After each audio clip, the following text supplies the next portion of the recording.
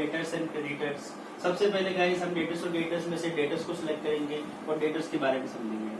तो आप देख सकते हैं कि स्क्रीन पर मैंने रिप्रेजेंटेशन किया हुआ है बोर्ड के ऊपर, कि इसको ध्यान से समझिए फ्रेंड्स। सबसे पहला जो डेटर्स है उसको हम हिंदी में बोलते हैं देनदार।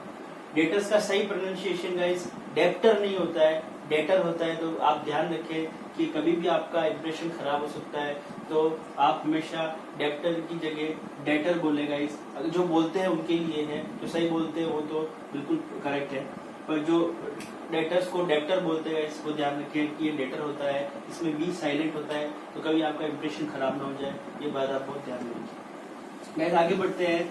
डेटर्स को हिंदी में देनदार बोलते हैं। देनदार का मतलब होता है गाइस देने वाला, जो आप समझ सकते हैं। सबसे पहले मैं लिखा है देनदार का मतलब होता है देने वाला। क्या देता है फ्रेंड्स? यह पैसा देता है, मनी देता है। क्यों देता है गाइस? क्योंकि हम उससे पैसा मांगते हैं। हम किसी से पैसा मांगेंगे तो ही वो मुझे पैसा देगा, तो इससे हम पैसा मांगते हैं, इसलिए मुझे पैसा दे रहा है।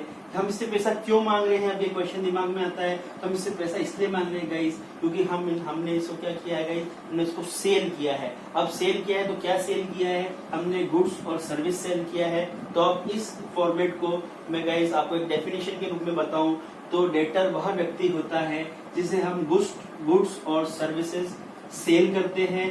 सेल करने पर हम उसके बदले में उनसे क्या मांगते हैं गाइस? पैसा मांगते हैं। और पैसा हम उससे मांगते हैं तो वो हमें क्या देता है गाइस? पैसा देता है। तो जो व्यक्ति हमें पैसा देता है वो हमारा डेटर कहलाएगा। जिस व्यक्ति से हम पैसा मांगते हैं वो हमारा डेटर कहलाएगा। तो वह व्यक्ति जिसे हम गुड्स और सर्विस सेल करते हैं और हम उससे पैसा मांगते हैं और वो हमें पैसा देता है, तो जो हमें पैसा देता है गाइस वो हमारा देनदार है, डेटर से। तो अब हम लेनदार को समझेंगे। लेनदार को इंग्लिश में क्रेडिटर्स बोला जाता है। लेनदार का मतलब होता है गाइस लेने वाला। गाइस मैं बहुत ही सिंपल तरीके से इसको क्लियर करने वाला हूँ, तो कभी भी इसमें कोई कंफ्यूजन नहीं रहेगा। बहुत सारे मेरे स्टूडेंट्स हैं जो जनरली कंफ्यूज हो जाते हैं डेटर्स और क्रेडिटर्स में। वो किसी भी ट्रांजेक्शन को देखकर पहचान नहीं पाते हैं कि जो ट्रांजेक्शन के अंदर जिसका जिक्र किया गया है वो हमारा डेटर्स है या क्रेडिटर्स। जिनका कंसेप्ट क्लियर है वो वेरी गुड है, बट जो स्टूडेंट्स नहीं जानते हैं या अभी नए नए जुड़े हैं और सीख रहे हैं, तो उन स्टूडेंट्स के लिए ये एक बहुत ही इंपॉर्टेंट टॉपिक है गाइस। जनरली स्टूडेंट्स इसके अंदर कभी कभी कंफ्यूज हो जाते हैं कि कौन सा क्रेडिटर्स है कौन सा डेटर्स है।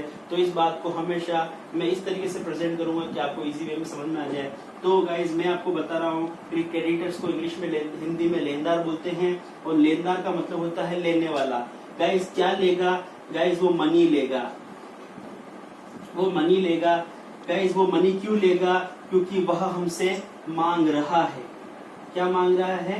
मनी मांग रहा है। तो मांग रहा है, मांग रहा है, वो हमसे मनी मांग रहा है। मनी क्यों मांग रहा है गाइस? क्योंकि हमने उससे क्या किया है?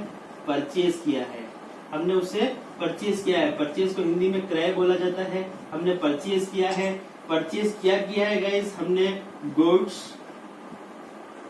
और सर्विस को परचेज किया गाइस। गुड्स और सर्विस को हमने परचेज किया है। अब आपके सामने डायग्राम को वापस एक्सप्लेन कर रहा हूँ। क्रेडिटर्स को इंग्लिश में लेनदार बोला जाता है। लेनदार का मतलब होता है लेने वाला। क्या लेगा गाइस? मनी लेगा। क्यों लेगा? क्योंकि वो मनी हमसे मांग रहा है।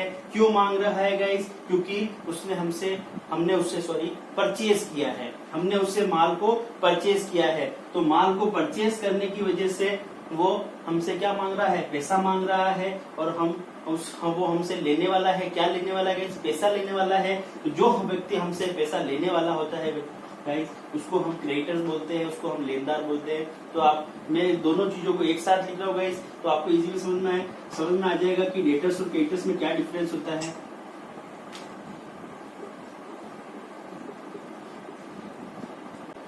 गाइस डेटर्स और क्रेडिटर्स में इसको साथ में लिख रहा हूँ गाइस। ये होता है देने वाला गाइस, ये होता है लेने वाला। ये कंपेरेटिव अप्रोच से हम देख रहे हैं इसको, ताकि हमको इजी वे में दिमाग में हमारे फिट हो जाए कि क्या चीज होती है। डेटर्स देने वाला क्यों? क्योंकि इसे देनदार बोला जाता है। और क्रेडिटर्स लेने वाला, इसे लेनदार बोला जाता है। ये हमसे क्या देता है गाइस? ये हमको मनी देता है। और गाइस ये हमसे क्या लेता है? गाइस इसका एरो नीचे है, ये हमें देगा, इसका एरो नीचे से ऊपर है, ये हमसे पैसा लेगा। क्या लेगा गाइस? मनी लेगा। क्यों लेगा गाइस? क्योंकि ये हमसे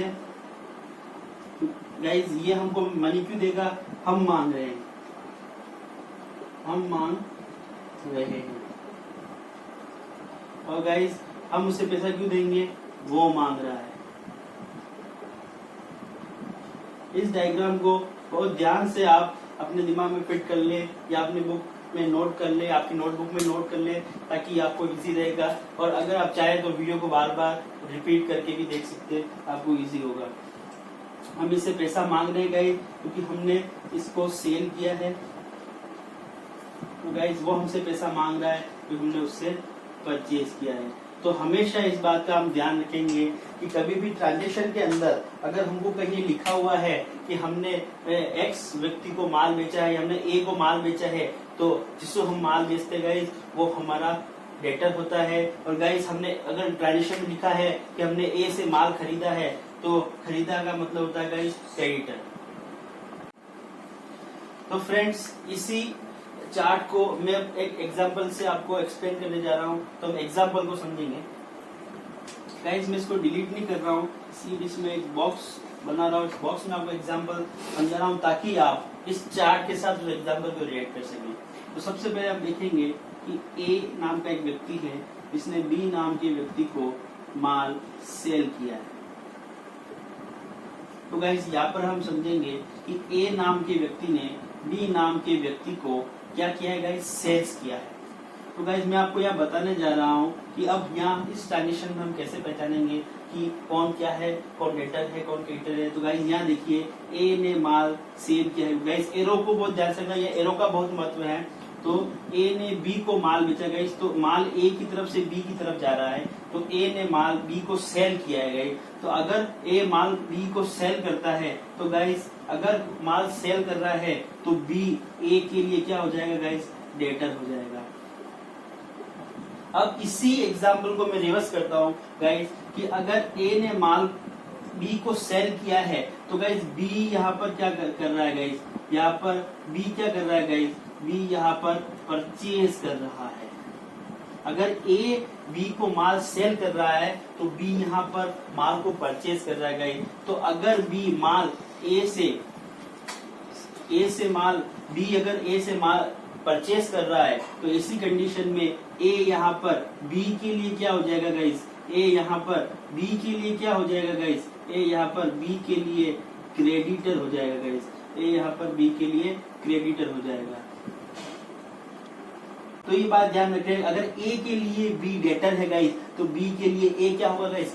क्रेडिटर हो जाएगा। इस बात को ध्यान रखिए, मोस्ट इंपोर्टेंट एग्जांपल है। इस एग्जांपल को अगर आपने समझ लिया गाइस, तो आप कभी भी डेटर्स और क्रेडिटर्स के बीच में कंफ्यूज नहीं होंगे। उसमें हमने 2 ईयर पढ़े थे गाइस, एक तो कैलेंडर ईयर और फाइनेंशियल ईयर, तो वो हमने उस वीडियो के अंदर क्लियर कर लिया था। अभी हम क्लियर कर चुके हैं गाइस डेटर्स और क्रेडिटर्स में डिफरेंस और what is the meaning of debtor and creditors, ये टॉपिक हम कवर कर चुके हैं गाइस। तीसरा टॉपिक जो हमारा है वो है गाइस स्टॉक।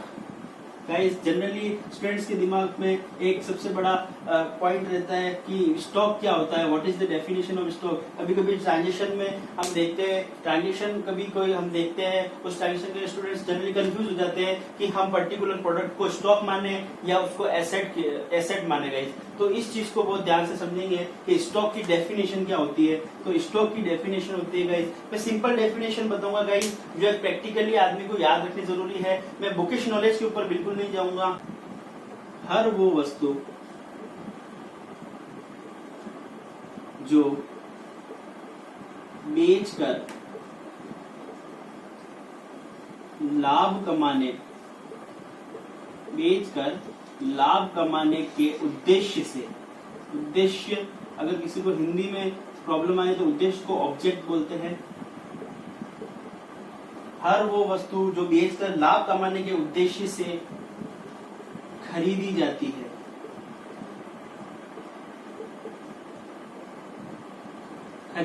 है, हर वो वस्तु जो बेचकर लाभ कमाने के उद्देश्य से खरीदी जाती है, माल कहलाती है।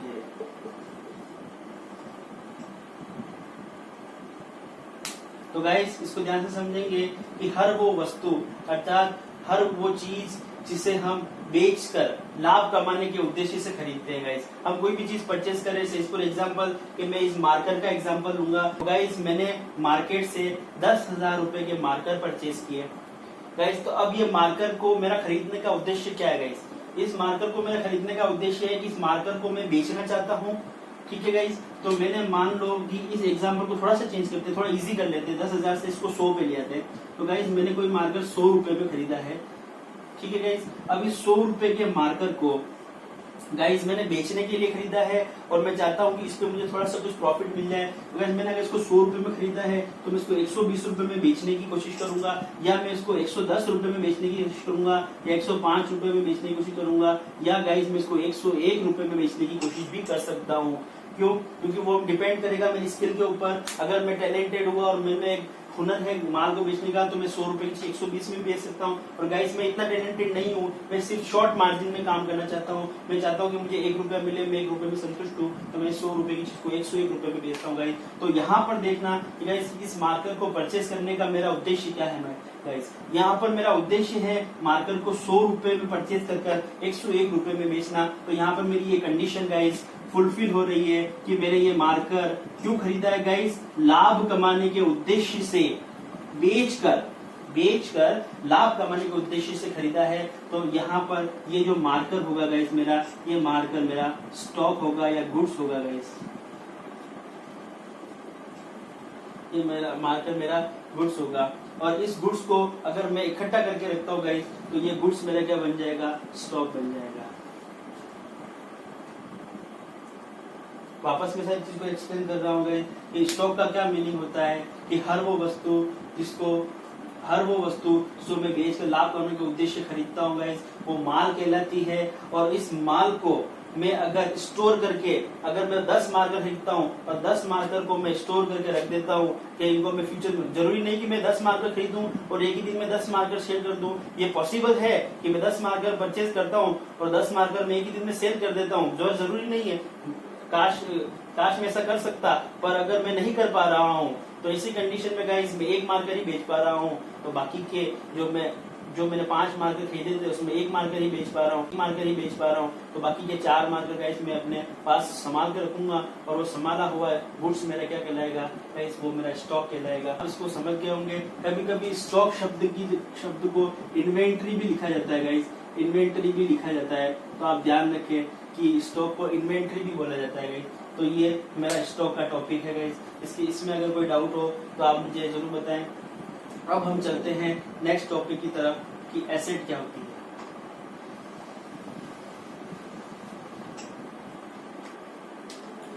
एसेट का क्या मतलब होता है? एसेट गाइस हर वह व्यक्ति, उसी डेफिनेशन को वापस लिख रहा हूं, हर वह वस्तु जिसे बेचकर लाभ कमाने के उद्देश्य से नहीं खरीदा जाता है।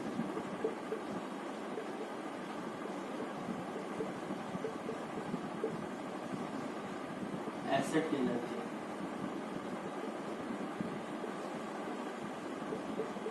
ऐसे यहाँ पर हम समझेंगे। लास्ट डेफिनेशन में हमने पढ़ा था कि हर वह वस्तु जिसे बेचकर लाभ कमाने के उद्देश्य से खरीदा जाता है, और यहाँ पर गाइस नहीं खरीदा जाता है, यहाँ पर नहीं खरीदा जाता है। तो हम यहाँ समझेंगे इसको एग्जांपल के साथ कि गाइस मैं फर्नीचर बनाता हूँ। मेरा काम या मैं फर्नीचर बनाता हूँ या फिर मार्केट से मैं बने बनाए फर्नीचर को परचेस करता हूँ और उन फर्नीचर को बेचकर मैं लाभ कमाता हूँ। मैं लाभ कमाने के उद्देश्य से बेचता हूँ। तो गाइस वो फर्नीचर मेरे लिए गाइस हो जाएंगे गुड्स, वो मेरा माल हो जाएंगे गाइस। और उसके बाद अगर मैं उन गुड्स को इकट्ठा करके रखूंगा तो गाइस वो मेरा स्टॉक हो जाएंगे, वो मेरी इन्वेंट्री हो जाएंगे। बट यहाँ पर मेरा जो मेरा मेन बिजनेस है गाइस, वो मेरा मेन बिजनेस है फर्नीचर का गाइस। मेरा मेन बिजनेस है फर्नीचर का गाइस। तो फर्नीचर का बिजनेस करता हूँ मैं, और मेरे को फर्नीचर के अंदर गाइस बहुत सारी एक मशीन की जरूरत होती है जिसको हम बोलते हैं कटर मशीन। मुझे एक कटर मशीन की जरूरत होती है गाइस। इस कटर मशीन का उपयोग मैं क्या करता हूँ मैं फर्नीचर को काट के और लकड़ी को काट के और फर्नीचर बनाने में करता हूँ गाइस। मैं कुर्सी बनाता हूँ, मैं टेबल बनाता हूँ। जब भी मुझे कोई कुर्सी, टेबल, गेट, खिड़की कोई भी बनाना होगा गाइस, तो मैं क्या करूंगा कि लकड़ी को मार्केट से लाऊंगा, लकड़ी को काटूंगा, काट के उसको एक शेप डालूंगा और शेप देके गाइस मैं उससे फर्नीचर बना लूंगा। तो गाइस यहाँ पर बहुत ही इंपॉर्टेंट चीज को आपको समझने की कोशिश करनी है गाइस। माइंड को एकदम कॉन्सेंट्रेट करके और आप इस चीज को समझिएगा कि मैं क्या कहना चाह रहा हूँ।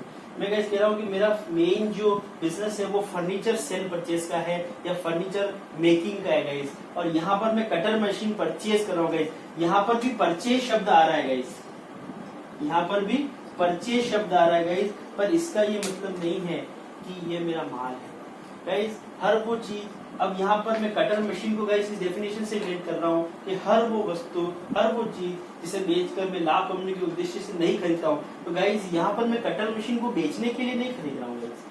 यहाँ पर मैं इसमें मेरा इंटेंशन ये नहीं है कि मैं कटर मशीन को परचेज करूँ 10,000 रुपए, 50,000 रुपए में और उस कटर मशीन को मैं गाइस 55,000 रुपए में बेच दूं।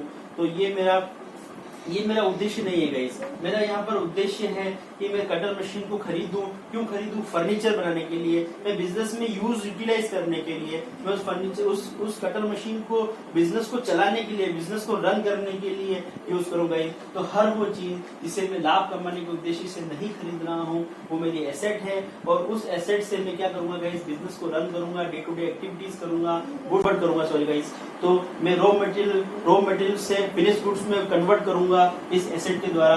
तो गाइस ये मेरा माल नहीं है। और अगर इस तरह की 2 से 4 मशीन मेरे पास है, अगर गाइस पड़ी हुई है, और तो मैं उसको स्टॉक नहीं बोलूंगा गाइस, वो मेरा स्टॉक नहीं है गाइस, वो मेरे एसेट कहलाएगी। और मैं उसको बैलेंस शीट के अंदर, जो हमने मेरी फर्स्ट वीडियो में डिस्कस किया था कि हम बैलेंस शीट के उसमें फॉर्मेट भी बताया था गाइस कि उसके अंदर बैलेंस शीट के अंदर मैं इस चीज को एसेट साइड में लिखूंगा गाइस, और एसेट साइड में इसको मैं फिक्स एसेट्स में लिखूंगा गाइस। क्योंकि ये मैं सेकंड टॉपिक में आपसे सेकंड वीडियो में डिस्कस कर चुका हूँ कि फिक्स एसेट्स का क्या मतलब गाइस। मेरा सारे वीडियो गाइस एक से एक के बाद एक लिंक है गाइस, तो एक भी वीडियो अगर आपने मिस किया तो आगे के वीडियो समझने में आपको बहुत ज्यादा दिक्कत आएगी, क्योंकि गाइस मैं उसमें वो वोकेबुलरीज यूज करूंगा जो मैं आपको ऑलरेडी समझा चुका हूँ। तो यहाँ पर गाइस मैं इसको एसेट मानूंगा और एसेट में भी मैं इसको फिक्स एसेट्स मानूंगा। फिक्स एसेट क्यों मानूंगा? इस वीडियो में मैंने इसको अच्छी तरह से डिस्कस किया था, उस वीडियो को जरूर देखें ताकि आपको पता चल जाएगा गाइस कि किसको हम फिक्स एसेट बोलते हैं, किसको हम